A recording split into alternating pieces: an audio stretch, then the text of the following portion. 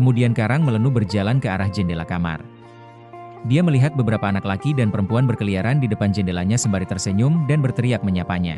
Scan area sini, apakah ada peradaban canggih yang sesuai dengan teknologi kita?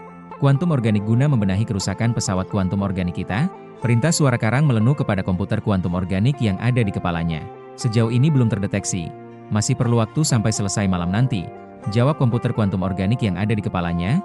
Tertera juga di retina matanya menunjukkan waktu tepatnya kapan scan akan selesai.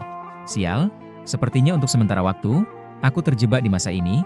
Keluh Karang Melenu lalu duduk dengan kesal di ranjang kamar tersebut dan meletakkan kedua tangannya di kepala.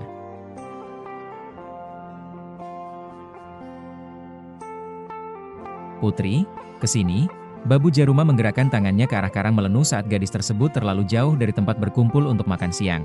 Karang Melenu segera mendekati Babu Jaruma. Nih, kau harus tahu makanan khas ini. Ini namanya juhu singkah, dan ini wadi ada yang dari daging rusa, babi, dan yang aku suka daging bebek. Karang Melenu mengangguk-angguk tanda mengerti. Aku juga suka bebek. Bagus kalau begitu. Ini juhu asam urai, terasa segar, serta ikan baong dan lais yang dibakar di dalam batang bambu. Cara ini disebut lemang atau pansoh, jelas Babu Jaruma panjang lebar. Oh, Karang Melenu mengomentari sebagai tanda baru tahu. Karang Melenu saat makan siang menjadi perhatian warga sekitar yang ingin tahu seperti apa wujud dari anak seorang Raja Naga. Mereka mudah untuk mengetahui yang mana Putri Karang Melenu karena pakaiannya sangat berbeda dengan semua warga yang sedang bergawai dan makan siang di rumah Lamin atau rumah Radang. Rumah panggung yang sangat panjang. Longhouse, di mana beberapa keluarga menempati satu rumah dan dipimpin oleh seorang sesepuh sebagai ketua atau kepala dari komunitas di dalam rumah tersebut. Mereka melihat pakaian yang dikenakan Karang Melenu semuanya berwarna putih bersih, baju ketat, celana panjang, dan memakai sejenis sepatu yang tinggi yang juga berwarna putih, dan matanya seperti terkadang ada muncul bintik-bintik cahaya di dalam retina matanya. Mereka terpesona dengan mata Putri Karang Melenu yang terkadang muncul bintik-bintik seperti sinar-sinar kecil. Matamu seperti ada sinar-sinar kecil. Apakah itu? Tanya seorang anak laki-laki berusia sekitar 5 tahunan dengan penasaran menanyakan kepada Karang Melenu.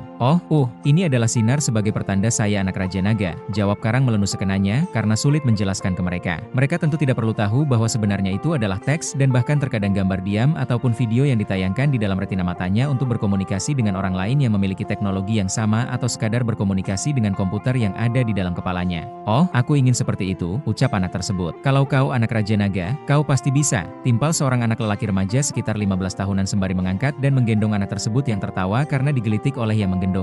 Karang Melenu tertawa melihat ulah mereka. Bagaimana makan siangmu? Apakah kau suka? Tanya Apai Lalong sebagai kepala hulu rumah Lamin tersebut. Oh, saya suka sekali Apai. Benar kata Babu Jaruma, daging bebek wadi ini enak sekali. Jawab Karang Melenu. Ayo, nambah.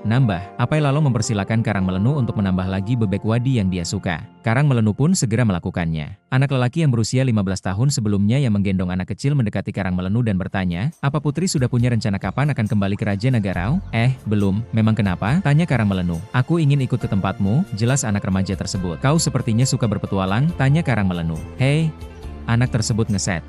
Bersambung.